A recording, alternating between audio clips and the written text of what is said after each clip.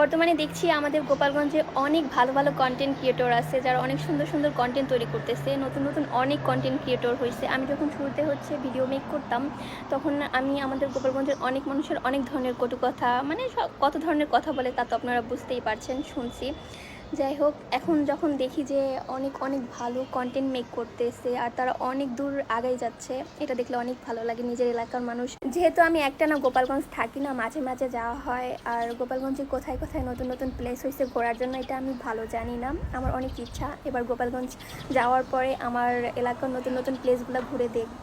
তো তোমরা অবশ্যই কমেন্ট করে জানাবা যে আমাদের গোপালগঞ্জের মধ্যে নতুন নতুন কোথায় যাওয়ার মতন জায়গা হয়েছে, যে জায়গা দেখলে মনটা অনেক ভালো হয়ে যাবে, ঘোরার মতন প্লেস। আর অনেকেই কিন্তু ভুল ইনফরমেশন ছড়াচ্ছে যে আমি গোপালগঞ্জের মেয়ে না, আমি অন্যান্য এলাকার মেয়ে, বিভিন্ন জায়গার নাম বলে। তো আমি তাদেরকে বলতেছি, ভাই আমি গোপালগঞ্জের মেয়ে ছিলাম, গোপালগঞ্জের মেয়ে, গোপালগঞ্জের বউ।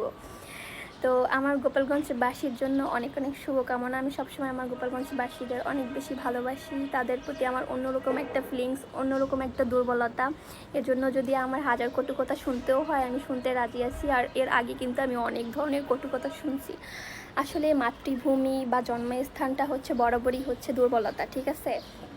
আমি আমার গোপালগঞ্জের যারা নতুন কন্টেন্ট ক্রিয়েটর আছে তাদের জন্য শুভকামনা জানাই। সবাই আগাই যাও অনেক দূর।